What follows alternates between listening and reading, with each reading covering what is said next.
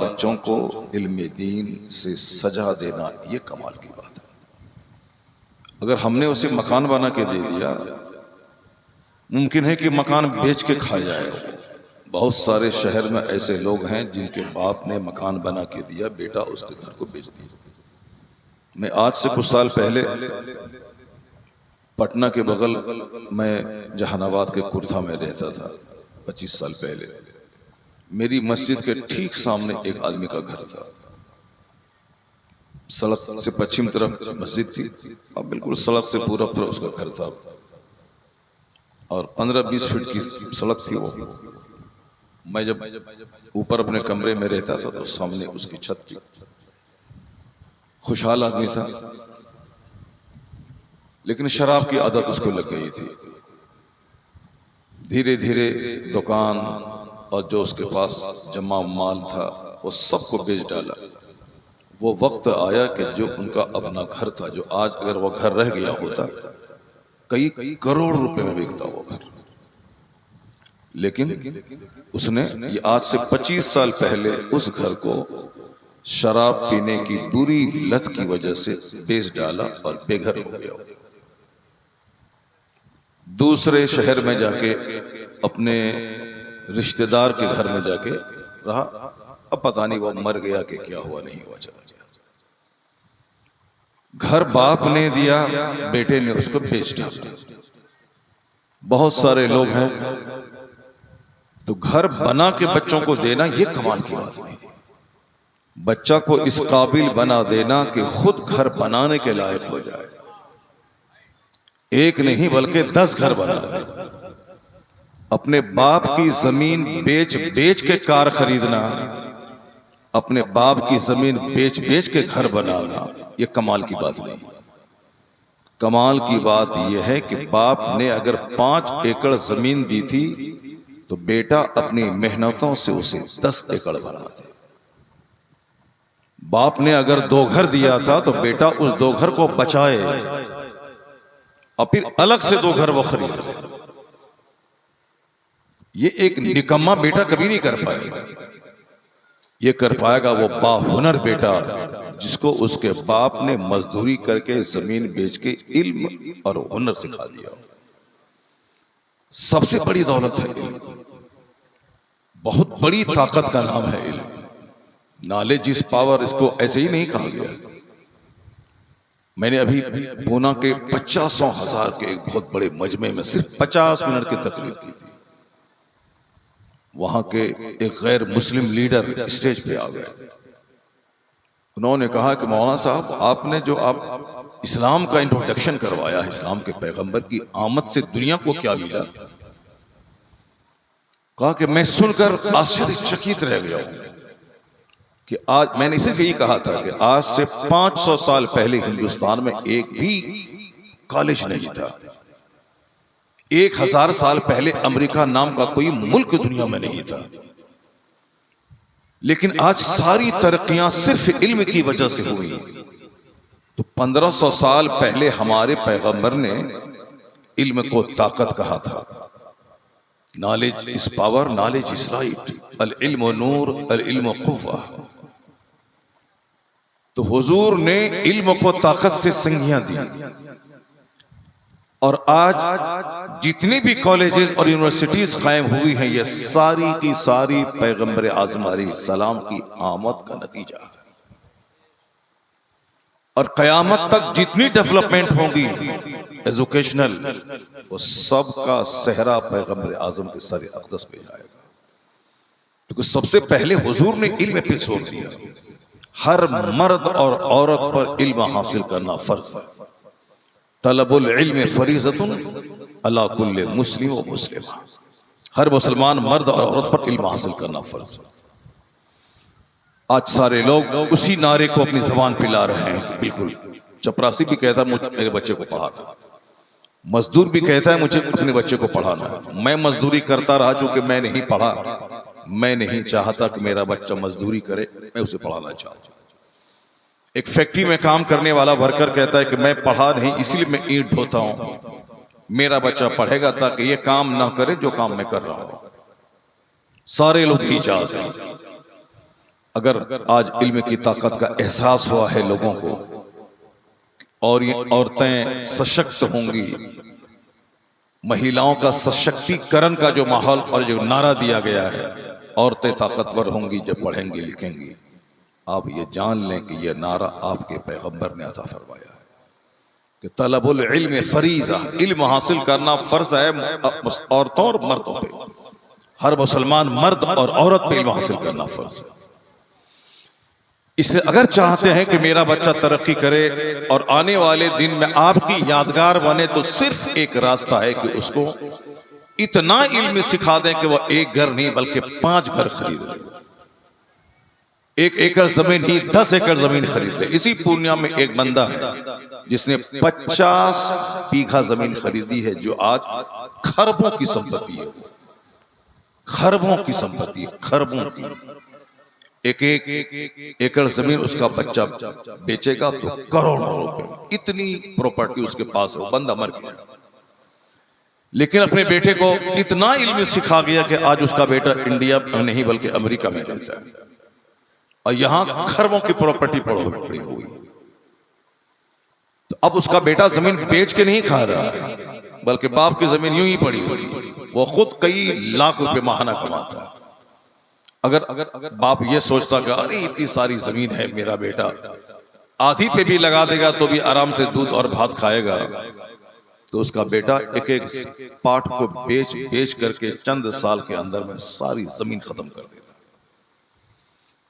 लेकिन वह चूंकि खुद पढ़ा था तो इतनी जमीन खरीदी और अपने बेटे को पढ़ाया, तो वह सारी जमीन बची हुई है। उसके अलावा और नई नई प्रॉपर्टी खरीदी जा रही है। जमीन बेच के स्कॉर्पियो दरवाजे पे खरीदना कमाल नहीं है दोस्त। जमीन बेचकर अपने दरवाजे पे एर्टिगा खरीदना कमाल नहीं है। खुद कमा के एर्टिगा खरीदो, खुद अपनी मेहनत की कमाई से फॉर्च्यूनर खरीदो, तब कमाल की बात है। अपने ससुराल वाले से डिमांड करके फॉर्च्यूनर ले लेना, इनोवा ले लेना, ये कमाल की बात नहीं। पढ़ लिख करके इनोवा खरीदना, ये कमाल। जिंदाबाद जिंदाबाद। पढ़ लिख कर सिर्फ आल्टो खरीद लो, ये उसके बाप की जमीन बेचकर स्कॉर्पियो S11 या स्कॉर्पियो 9 खरीदने से हजारों गुना बेहतर है कि बंदा अपनी मेहनत से कमा के आल्टो खरीद ले। वो स्कूल का टीचर बने और उसके आमदनी से आल्टो खरीद ले। वो बैंक का ऑफिसर बने, उस आमदनी से वो आल्टो 800 खरीद ले, क्योंकि वो मेहनत की कमाई से खरीदा है, वो जमीन बेच कर ही खरीदा है। महल बनाना कमाल की बात नहीं है, क्योंकि आजकल इतना सस्ता हो गया घर। कल तक जो आपके घर में गाय चराता था वो भी पुख्ता के घर में रहता है। कल तक जो मेरे घर में गाय चराता था वो आज वो आलीशान घर में रहता है। चाहिए इसलिए अपने बाल बच्चों को इस काबिल नहीं बनाएं कि वो आपकी जमीन बेच के खाए, इस काबिल बनाएं कि वो आपका नाम रोशन करे और पूरे इलाके में चर्चा हो जाए कि फलां का बेटा जबरदस्त आलिम है, फलां का बेटा जबरदस्त प्रोफेशनरी ऑफिसर है, फलां का बेटा जबरदस्त बैंक का मैनेजर है, फलां का बेटा IAS निकालने में कामयाब हो गया है। तो लोग नहीं पूछेंगे कितनी जमीन है, कै कमरे का घर है, ऊपर में छत है कि टीन है। नहीं नहीं, सारा इलाका आपके बच्चे के इल्म की वजह से मोहब्बत की पलकें बिछा देगा। बेशक बेशक। अगर यकीन नहीं आए तो 2 साल पहले आगे एक जगह है कुमरी का एक बच्चा पूरे हिंदुस्तान में IAS में टॉप किया था। पूरे हिंदुस्तान में, मैंने इसको पूरे भारत में बड़ी छोटी मजलिसों में मैंने बयान किया कि मेरे गांव के बाजू का एक लड़का IAS में टॉप किया है। 70 मंत्री हैं इंडिया में, मगर किसी का बेटा टॉप नहीं किया। अल्लाह। 500 से ज्यादा DM है इंडिया में, किसी का बेटा टॉप नहीं किया। हिंदुस्तान में 30 से ज्यादा स्टेट्स हैं, किसी स्टेट्स का बच्चा IAS में टॉप नहीं किया। वो हमारा बिहार है, हमारे बिहार का कटिहार है। कटिहार का छोटा सा गांव कुमरी है, वहां का एक बैंक में काम करने वाले एक कलर का बच्चा पूरे भारत में IAS में टॉप किया है। अल्लाह सुभान अल्लाह सुभान अल्लाह। लोग उस रास्ते से गुजर के, मैं भी गुजरता था हमेशा पहले, सालमारी, पारसोई, आजमनगर पूरे इलाके में खिताब करने के लिए जाता था। लेकिन कौन है कुमरी, कितने बाजार बीच में हैं, वो सब वंझेली से लेकर के सोनौली तक किसी को ध्यान से नहीं देखता था। लेकिन इस वाक़े के बाद से जब भी उस रास्ते से गुजरता हूं तो एक बार जरूर देखता हूं कि यही कुमरी है, यहीं का बच्चा आईएएस में टॉप किया है। मैं जरूर देखता हूं उसको। हिंदू है वो, उससे बहस नहीं। बहस है कि बिहार का एक बच्चा आईएएस में टॉप किया, एक बच्चा कटिहार का आईएएस में टॉप किया, एक बच्चा सीमांचल का आईएएस में टॉप किया। अब नहीं देखा जाएगा उसका बाप पूर्णिया के सेंट्रल बैंक साहब कैनरा, पूर्णिया के बैंक में उसका बाप कलर का है। इससे कोई बहस नहीं। स्कूटर पे जाता आता है, कुछ नहीं। उनका खानदानी कितनी जमीन है, कुछ नहीं। सारा हिंदुस्तान उस बाप को सैल्यूट करता है जिस बाप ने जमीनी सतह पे रहकर पूरे हिंदुस्तान को आईएएस ऑफिसर का टॉपर दिया। सुभान अल्लाह।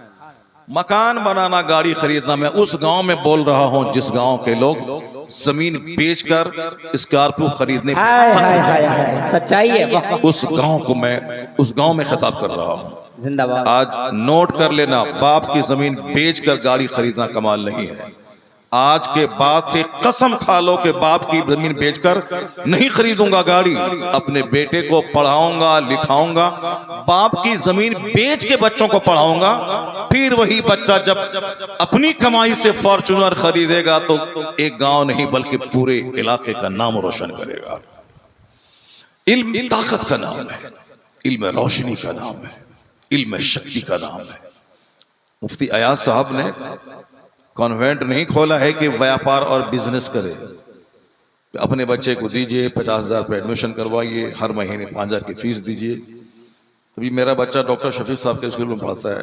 परसों बोला कि पैसा 19,000 पे ड्यूज है सर, एग्जाम चल रहा है, बच्चा को रोक दिया गया है कि जो ड्यूज है वो पेड करें।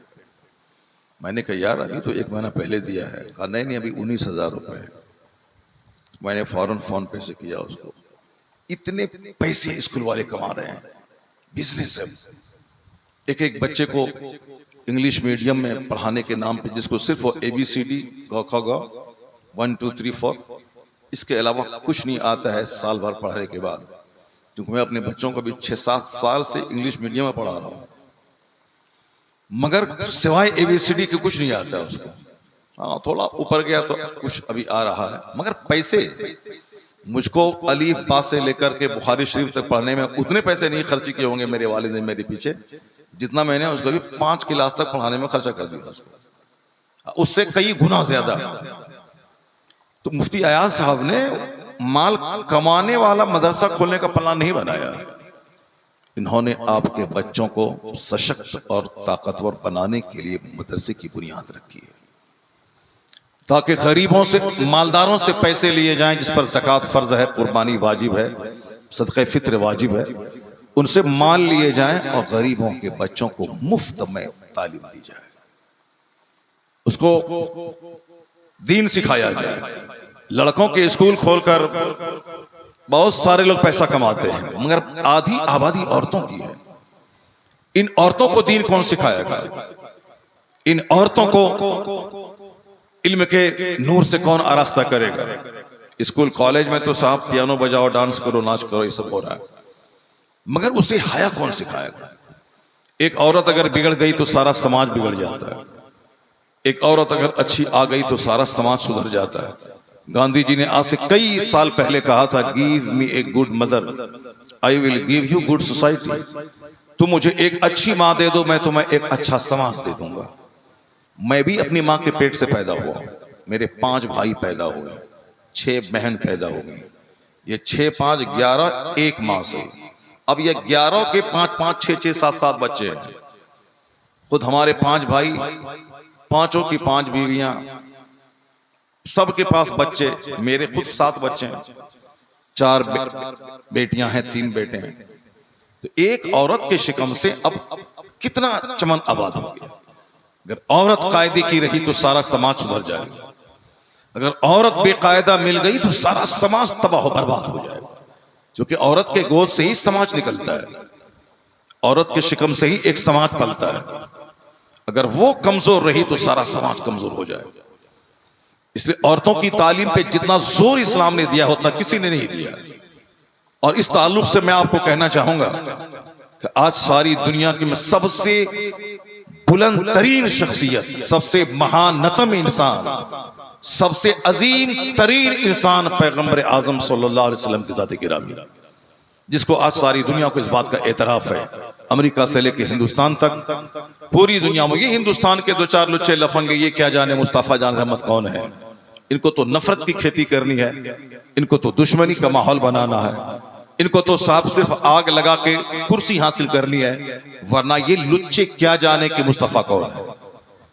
हिंदुस्तान का एक बहुत बड़ा बरहमन डॉक्टर रामकृष्ण राव, जो मैसूर यूनिवर्सिटी के प्रोफेसर थे, उसने कहा कि the personality of Mohammed, it is most difficult to get into the whole truth of it. वो कहते हैं कि इस्लाम के पैगंबर की शख्सियत की तह में उतरना बहुत मुश्किल है। मैंने जब उनको पढ़ा, वो कहते हैं मैं दंग रह गया कि ऐसी शख्सियत आज तक दुनिया में पैदा नहीं हुई। वो कहते हैं कि all these magnificent roles in these departments of human activities he is alike a hero. किन बच्चों को तुमने जन्म दिया है? जो बच्चा आई लव मोहम्मद कहने पर उसको कहता हमको ये पसंद नहीं है, तुमने कुत्ते को जन्म दिया है, तुमने जाहिल अल्हड़ जानवर को जन्म दिया है। तुम दिन रात चिल्लाते हो फलां की जय, फलां की जय, फलां की जय। हमारे 1 लाख मौलाना में से किसी ने कहा कि हमको ये जय पसंद नहीं है। किसी मौलाना ने कहा कि हमको तुम्हारा ये नाम पसंद नहीं है। नहीं, तुम क्या कर रहे हो तुम जानो, तुम्हारा काम जानो। जब हम तुम पर एतराज नहीं करते हैं, तो अगर हमारे किसी बच्चे ने कह दिया कि आई लव मोहम्मद, और बच्चे ने किया, तो बुनियादी अकीदा है। हर मुसलमान को मालूम है कि माँ बाप औलाद जान से ज्यादा प्यारे मुस्तफ़ा जान रहमत की ज़ात गिरामी। और उस वक्त तक बंदा मुसलमान हो ही नहीं सकता है जब तक कि वो पैगंबर को अपनी जान से ज्यादा अजीज न जाने। ये तो बुनियादी अकीदा है, सबको मालूम है। सारे लोग जानते हैं कि हुजूर ने फरमाया ला युमिनु अहदुकुम हत्ता अकून अहब्बा इलैहि मिन वालिदिही व वलदिही वन्नास अजमाइन। You will not be a complete believer. तुम कभी नहीं हो सकते एक सच्चा मुसलमान जब तक के औलाद वालदैन, यही 2 रिश्ता तो है दुनिया में, औलाद वालदैन और तमाम लोगों से ज्यादा नबी तुम्हें प्यारे न हो जाए। और ये दुनिया के सारे मुसलमानों को इस बात का एतराफ है कि हुजूर मेरी जान से ज्यादा प्यारे। तो आई लव मोहम्मद अगर कह दिया और तुमको भी मालूम है, तो फिर एतराज जताने का क्या मतलब है, लफड़ा खड़ा करने का क्या मतलब है? क्योंकि वो जानवर है, हम उसकी हैसियत जानवर से ज्यादा नहीं समझते जो इस पे एतराज करके एक बवाल खड़ा करता हो। क्योंकि इसी हिंदुस्तान का एक highly qualified Hindu doctor Ramakrishna Rao, उसने मेरे पैगंबर के बारे में कहा है कि इस रुए जमीन का एक अबकरी इंसान मोहम्मद अरबी की ज़ात गिरामी है। All these magnificent roles in these departments of human activities he is alike a hero। Hero का मतलब अबकरी इंसान, हीरो का मतलब अद्वितीय व्यक्तित्व का मालिक, मैचलेस पर्सनालिटी का मालिक। गांधी जी ने आज से कई साल पहले 1937 में हरिजन नामी अखबार में यह खबर छपी, जब कांग्रेस की गवर्नमेंट को हिंदुस्तान में पहली बार स्टैब्लिश किया गया और आजादी की तरफ हिंदुस्तान बढ़ रहा था और कांग्रेस की गवर्नमेंट हुई, तो गांधी जी ने सारे एमपीज को मुखातब करते हुए, एड्रेस करते हुए कहा था कि आप लोग भारत के सेवक हैं, सेवा कीजिएगा, लग्जरियस लाइफ मत गुजारिएगा, ऐश की जिंदगी मत गुजारिएगा कि अपने ऐश के घर में रहें और शानदार गाड़ी पे चलें और बंगले में रहें और मुल्क के लोगों की सेवा नहीं करेगा। नहीं, आप सिंपल रहिएगा। क्योंकि गांधी जी खुद सिंपल रहते थे, वो सिंपल खाते थे, बकरी का दूध खाते थे, वो बगैर बिस्तर के तख्त पे सोते थे। और उन्होंने सिंपल रहने का पैगाम सारे एमपीज को दिया कि आप लोग देश की सेवा कीजिएगा। और कहा मैं किसको आपके लिए मॉडल पेश करूं? मैं रामचंद्र जी को आपके लिए मॉडल नहीं बना सकता, चूंकि रामचंद्र जी किसी देश के शासक नहीं थे, एक हिस्टोरिकल पर्सनैलिटी वो नहीं थी, एक आस्था की बात है, अकीदत की बात है। लोग उसको मानते हैं कि एक इलाका हो, उस इलाके का वो हाकिम हो, वो हुकूमत कर रहे हो, ऐसा वो नहीं थे। कृष्ण जी को मैं आपके लिए मैं पेश नहीं कर सकता, ये मैं अपनी बात नहीं कह सकता कि वो बाल खड़ा होगा, कोई बवाल खड़ा होगा, इसलिए कि गांधी जी का ये स्पीच हरिजन नामी अखबार में छपा है। आज तक कई किताबों में उसकी स्पीच छपी है। उन्होंने कहा कि मैं आपके लिए रामचंद्र जी और कृष्ण जी को आपके लिए मैं मॉडल बना के पेश नहीं कर सकता कि आप उनकी पैरवी कीजिए कि वो एक मुल्क के राजा थे, उन्होंने ऐसे शासन किया, ऐसा खाया, ऐसा पिया, ऐसा पैबंद लगा हुआ कपड़ा पहना, ऐसे देश की सेवा की, ऐसी पब्लिक की खिदमत की, रात रात भर जागा, खुद भूखे रहे, दूसरों की खिदमत की, खुद मिट्टी के घर में रहे, दूसरों की सेवा की। मैं ऐसी उदाहरण नहीं दे सकता क्योंकि कृष्ण जी और रामचंद्र जी इस तरह की कोई ऐतिहासिक शख्सियत नहीं थी। वो कहते हैं कि मैं आपके लिए जिसको मॉडल बना के पेश कर सकता हूं वो अबू बकर और उमर की शख्सियत है। अबू बकर और उमर की शख्सियत है, चूंकि अबू बकर एक बहुत बड़े भूभाग के बादशाह थे। इस्लाम के पैगंबर ने जो इस्लामी नाम की सल्तनत और राज्य कायम किया, मदीना जिसकी राजधानी थी, उस इस्लाम के पैगंबर के जाने के बाद सबसे पहले उत्तराधिकारी, सबसे पहले जानशीं, सबसे पहले खलीफा बनकर हजरत अबू बकर जब विराजमान हुए तो उन्होंने खिदमत खल्क की का हक अदा कर दिया। खुद मोटा छोटा पहनते थे, रूखा सूखा खाते थे, खुद एक सिंपल से घर में रहते थे। उन्होंने एक मिसाल कायम कर दी मदीने में सल्तनत करने की, अदल करने की, लोगों की खिदमत करने की। कहा मैं आपके लिए उनको मॉडल बना के पेश करता हूं कि आप उनकी नकल कीजिए और एक अच्छी खिदमत खल्क की कीजिए। उन्होंने हजरत उमर फारूक आजम का नाम लिया।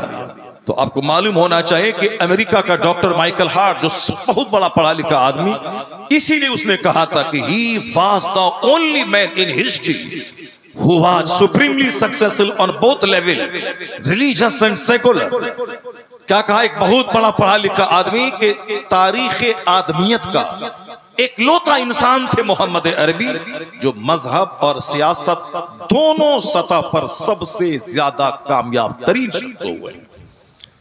मजहब ऐसा इस्लाम जैसा कोई मजहब नहीं, हर घर, हर वक्त, हर अहद, हर जमाने का खूबसूरत मजहब।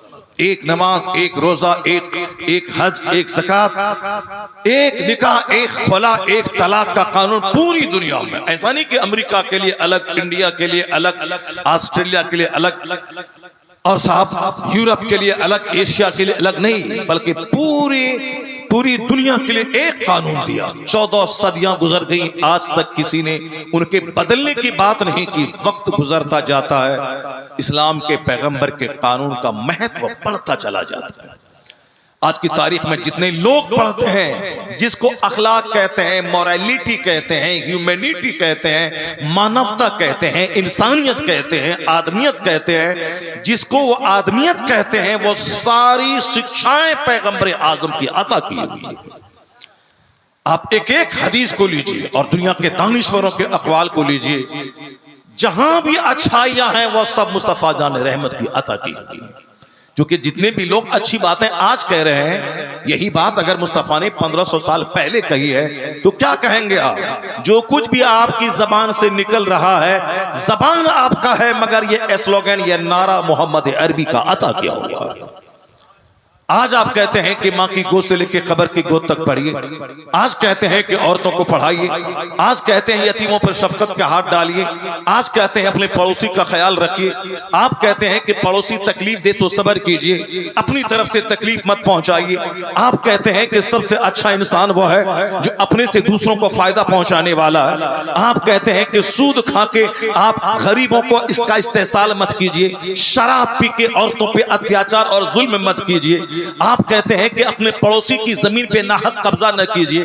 जितनी भी बातें आप कहें, आपके दानिश्वर कहें, ये सारी बातें नई नहीं है, ये सारी बातें 1500 साल पहले पैगंबर आज़म ने दुनिया में कही है। इसलिए दुनिया में जहां भी अच्छाइयां हैं, सारी अच्छाइयों को पैगंबर आज़म ने लाया।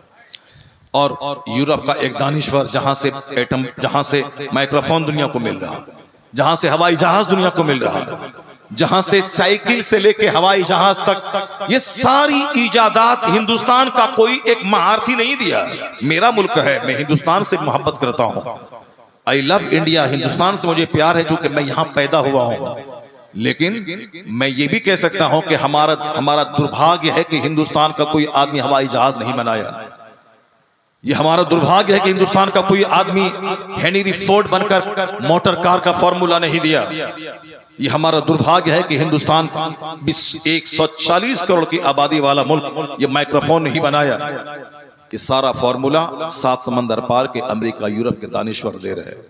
हवाई जहाज अमेरिका के 2 भाइयों ने दिया, माइक्रोफोन डेविड हक्स ने दिया, टेलीविजन जो हर घर में है, ये और बात है मेरे घर में नहीं है, वो JL बेयर्ड ने दिया।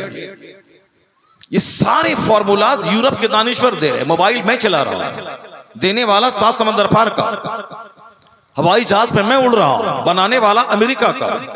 तो अब जिस मुल्क से हवाई जहाज से लेके साइकिल तक का फॉर्मूला आ रहा है, उस मुल्क के पढ़े लिखे की दानिश्वरों की बात का लोहा मानना पड़ेगा। उसी मुल्क का एक दानिश्वर कहता है, all regards, all standards by which human greatness may be measured is anyone greater than he. ये कहता मुझको ये नाम पसंद नहीं है, मुझको ये नारा पसंद नहीं है, तुझको क्या पसंद है? तुमको बंदर पसंद है, जानवर पसंद है, छुछंदर पसंद है, सांप पसंद है, गिलहरी पसंद है, चूंटी पसंद है, तुमको ये जानवर पसंद है।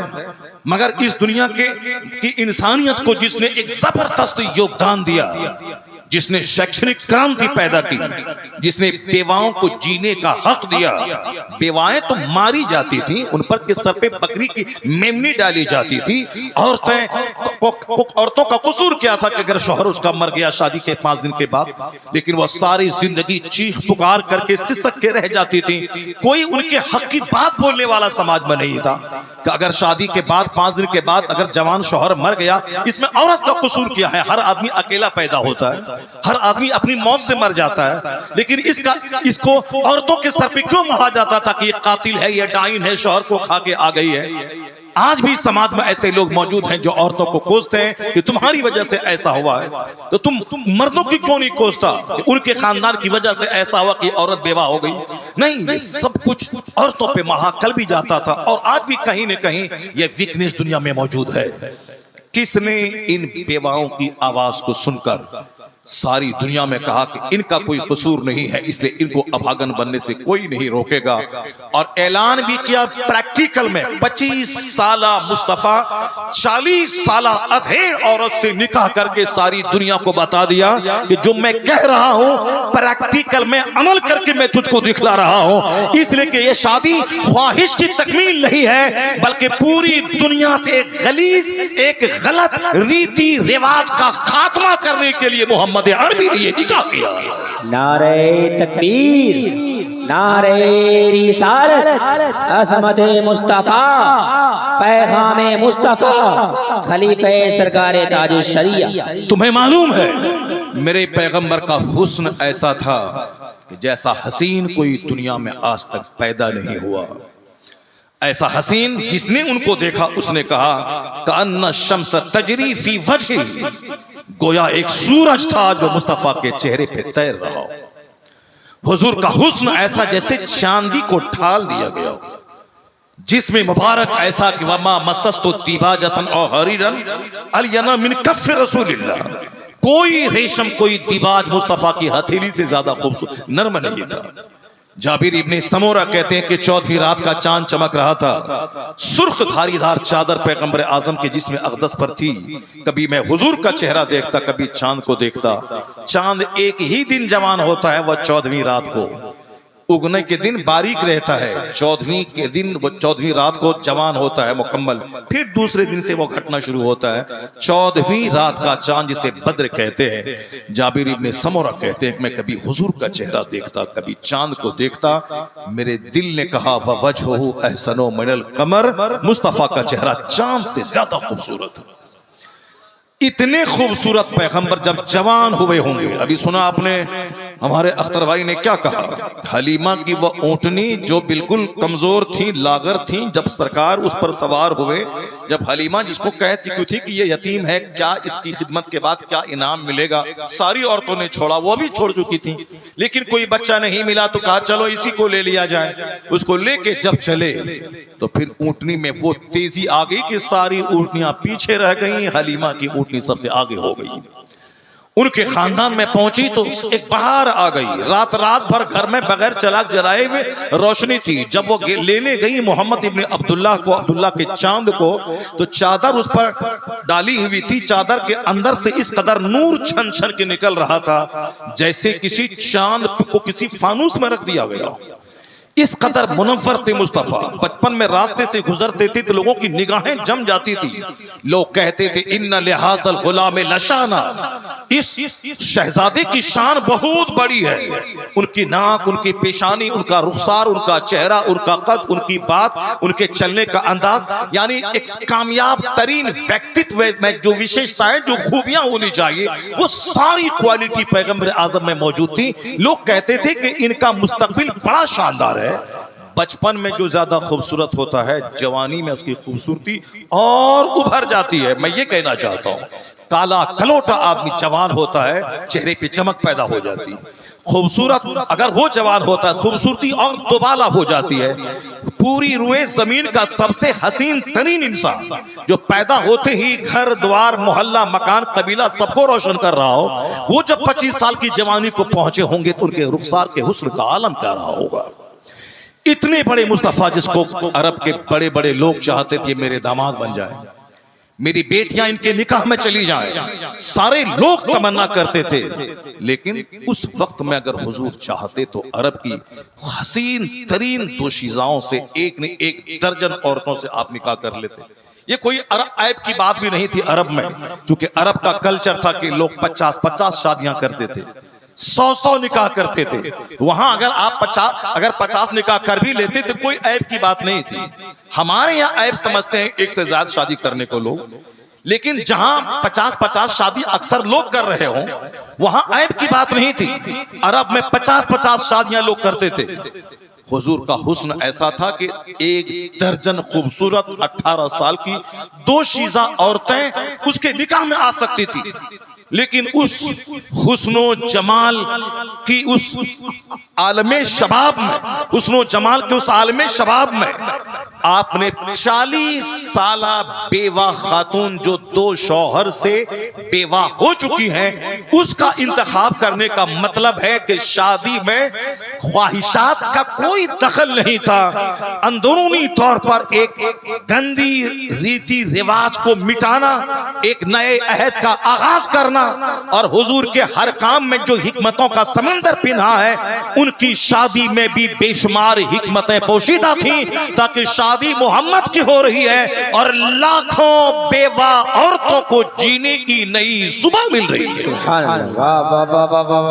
जिंदाबाद जिंदाबाद। अगर ये बात है तो 50 साल के बाद अगर आपने 10 शादियां की हैं, आपकी उम्र के 50 साल के बाद अगर आपने 9 साला सैयदा आयशा रज़ी अल्लाह ताला अन्हा से आपने शादी फरमाई है, तो इसी तनाजुर में देखना होगा कि जब 25 साल की जवानी में 40 साला अधेड़ का इंतखाब हो रहा है, 50 साल के बाद अगर 9 साला सैयदा आयशा का इंतखाब हो रहा है, तो जो हिकमत यहाँ है, इसी तरह की कोई ना कोई हिकमत वहां रही होगी।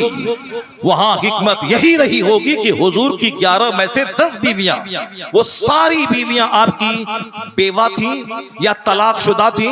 इस्लाम की हिकमतें थी कि एक खानदान की बेवा से आप शादी करते थे, आपके अखलाक का चर्चा जब उस खानदान में होता था, तो जो इस्लाम मिटाने पे तुला था, वो सारा कबीला कलमा पढ़ के मुसलमान हो जाता था।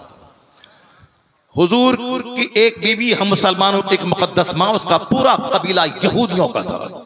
वो सारे यहूदी इस्लाम के दुश्मन, लेकिन जब उनको शिकस्त हुई और उनकी बेटी जब माले गनीमत के तौर पे आई, तो आपने उसका इंतखाब जब किया, तो उन्होंने जाके अपने खानदान के लोगों को जब हुजूर के अखलाक और आदात की कहानी सुनाई, तो सारे दुश्मन कलमा पढ़ के मुसलमान हो गए। क्योंकि गलत फहमी में लोग कुछ समझ लेते हैं मगर होता कुछ है। तो हुजूर की शादी इसी तरह की हिकमतें थी। तो सैयदा आयशा की शादी, एक बीवी तो आपकी ऐसी होनी चाहिए थी जो कमाल की कुव्वत याददाश्त रखती हो, जो गजब की कुव्वत हाफिजा की मलका हो, जो हुजूर की सारी बातों को गेट बाई हार्ट कर ले। मर्दों के कवानीन तो अबू हुरैरा की ज़बानी पहुंच जाएंगे, मर्दों की बातें, मर्दों के कवानीन अब्दुल्ला इब्ने मसूद बयान करेंगे, जुमा के खिताब में वो बातें पहुंच जाएंगी। लेकिन कुछ मखसूस कवानीन औरतों की होती हैं जो सिर्फ औरतें ही सुन सकती हैं। तो उन औरतों के कवानीन किसके जरिए से पहुंचेंगे? तो एक बीवी तो आपकी होनी चाहिए कि आप हुजरे में जो बात कहें उसको वो गेट बाई हार्ट कर लें, फिर दुनिया की खवातीन को पहुंचा दें, ताकि इस्लाम में मर्द औरत दोनों का हक बराबर मिल जाए, दोनों को हक मिल जाए, दोनों का पैगाम पहुंच जाए, इस्लाम इनकम्प्लीट नहीं रहे। तो सैयदा आयशा का इंतखाब मुस्तफा का नहीं था, बल्कि अल्लाह रब्बुल इज्जत का इंतखाब था कि मेरे महबूब अबू बकर की बेटी आपकी बीवी बने, आपके हरम में दाखिल हो, जिसको जनाब जिब्राइल अमीन ने ख्वाब में दिखलाया और कहा अल्लाह को पसंद है कि आप इससे निकाह करें। अगर 9 साल की खवातीन से निकाह करना जुल्म होता तो सिद्दीक अकबर कभी तैयार ना होते, उनके खानदान के लोग कभी राजी ना होते। क्योंकि आप हिंदुस्तान के माहौल पे कयास मत करना, अरब में 4 शादी करना आज भी वहां के लोगों की जरूरत है। जो वहां के कल्चर, वहां की आबो हवा, वहां की गर्मी, वहां की सेहत, मेरे जैसे 10 आदमी को एक बहादुर वहां से पछाड़ दें, वो ताकतें जो जमीन का क्लाइमेट है। कश्मीर के लोगों को बिहार के लोगों पे कयास मत कीजिए। कश्मीर के लोगों का लंबा कद, उनकी लंबी नाक, उनका गोरा चेहरा और उनके चेहरे का चेहरा खून से भरा हुआ, वहां सेब है, वहां जैतून है, वहां जाफरान है, वहां पे अखरोट है, उसकी खेती होती है। आपके यहाँ धान की खेती होती है, आलू की खेती होती है। जिस तरह कश्मीर के लोगों का कल्चर अलग, बिहारी का अलग, बगल में नेपाल का अलग, गुवाहाटी का अलग, चाइना का अलग, तमिलनाडु के काले काले मोटे मोटे लोग। एक मुल्क में कई तरह के इलाके, कई तरह के कल्चर। उसी तरीके से अरब कल्चर है, अरब में वहां की फसा गर्म है, वहां की खजूर गर्म है। अगर वहां सिर्फ एक शादी पर इक्तिफा करने का पैगाम होता, लोगों के लिए कानून बोझ होता, वहां ज़िनाकारियां बढ़ जाती। इसलिए वहां के लोगों के हालात को देखते हुए 4 शादियों का परमिशन दिया गया, ताकि ज़िना का दरवाजा बंद हो जाए और जायज तरीके से ख्वाहिशात की तकमील होती रहे। इस्लाम हर डिपार्ट, हर शोबे के लिए एक रहमो करम का मजहब बन के आया है। अपने पे अरब के लोगों को कयास मत कीजिए। वहां के कल्चर, वहां के लोगों ने दुनिया हिला दी। अरब के लोगों ने ईरान फतह कर लिया, अरब के लोगों ने स्पेन के लाखों आदमी के सामने मुट्ठी भर लोगों ने उसको फतह कर लिया। इसी हिंदुस्तान में सिंध में मोहम्मद इब्ने कासिम मुट्ठी भर नौजवान के साथ आए थे, राजा ताहिर के लाखों फौज पे गालिब आ गए। अल्लाह ने इसीलिए अरब का सिलेक्शन किया था कि यहाँ के लोगों में ब्रेवरी, बहादुरी, यहाँ के लोगों में भूख सहने की ताकत, प्यास सहने की ताकत और आखिरी हद तक हक की राह में लड़ने की सलाहियत। इसीलिए अल्लाह ने अरब का इंतखाब किया और अरब वालों ने सारी दुनिया का जोग्राफिया बदल के रख दिया। अरब के लोगों ने सारी दुनिया का जोग्राफिया बदल के रख दिया। अपने बुज़दिल और नामर्द होने की वजह से सब पर कयास मत करना कि वह सब भी ऐसे ही होंगे और ऐसा हो गया। जरा गौर से सुनना, आज भी अरब की खवातीन 9 साल में जवान हो जाती। अगर हमारे बिहार के किसी गरीब घर में 25 साल के बावजूद भी औरतों का हुस्न न निखरे, उनकी पर्सनैलिटी न बने, तो ये हमारा कसूर है। अगर तुम ये कहो कि वो 9 साल में कैसे जवान हो जाएंगी, वहां का कल्चर अलग है, वहां का क्लाइमेट अलग है। मुस्तफा की पसंद अल्लाह की पसंद है, वो हुजूर की नहीं, ये अल्लाह की पसंद थी कि सैयदा आयशा आपके निकाह में जाए। चूंकि एक इल्जाम बहुत खतरनाक तौर पर चंद शरीर किस्म के, जानवर किस्म के लोग लगाते हैं। आज तक हमारे किसी लाखों आलिमों ने नहीं इल्जाम लगाया तुम पर कि किसको तू भगवान मानता है, जिसको लेके एक रावण भाग के चला गया और उसको अपहरण कर लिया, तो उसकी तुम पूजा कैसे करता है, उसको आज तक हमारा कोई आदमी नहीं बोलता है। क्या है नहीं है, इतिहास क्या है नहीं है, हमको मालूम नहीं है। तुम क्या करते हो तुम जानो, तुम्हारा काम जाने, मगर हम उसके खिलाफ कुछ नहीं बोलते हैं। मगर तुम जैसे जानवरों को किसने हक दिया जो तारीख के उजाले में पैदा हुए? 10,000 साल नहीं, सिर्फ 10,000 साल पहले जब पढ़ा लिखा आदमी नहीं था तो तारीख लिखता कौन? मगर यूरोप का एक दानिश्वर कहता है, he was born within the full light of history. ये मुसलमान नहीं बोल रहा, ये यूरोप का, जहां से हवाई जहाज दुनिया को मिलता, जहां से सारी साइंसी इजादात दुनिया को मिल रही, वहां का दानिश्वर कहता है, Mohammed was born within the full light of history, यानी जिस जमाने में तारीख लिखने का चलन शुरू हो चुका था, पढ़े लिखे लोग थे जो इतिहास लिख रहे थे, तो बिल्कुल तारीख के उजाले में मोहम्मद पैदा हुए। ये सिर्फ मुसलमानों ने नहीं बल्कि जिन लोगों ने तारीख लिखी उनकी तारीख में भी मुस्तफा की सारी एक्टिविटीज दर्ज है। इसका मतलब अंधकार वाले जमाने में मुस्तफा नहीं पैदा हुए, रोशनी के जमाने में मुस्तफा जान रहमत की पैदाइश हुई। He was born within the full light of history, यानी हिस्ट्री के भरपूर उजाले में मुस्तफा की पैदाइश हुई है, उनकी आमद हुई है। इतना सब कुछ जानने के बावजूद भी अगर तुम जानवरों की तरफ बातें करोगे, जाओ तुमको जानवर की बोली मुबारक हो, मगर मुझको मुस्तफा की मोहब्बत मुबारक हो, कायनात की सबसे अजीम तरीन हस्ती का प्यार मुबारक हो, रूए जमीन का नक्शा बदलने वाले इनकलाबी इंसान का प्यार मुझको मुबारक हो। मैं आंख बंद करके प्यार नहीं करता हूं, बल्कि सूरज और चांद की रोशनी से ज्यादा मैं हकायक के उजाले में मुस्तफा से प्यार करता हूं। जरा गौर से सुनिएगा, सैयदा आयशा से निकाह करने में यही हिकमत थी, एक बीवी आपकी हो जो मजबूत मेमोरी पावर रखती हो, जो आपकी सारी बातों को गेट बाय हार्ट कर ले।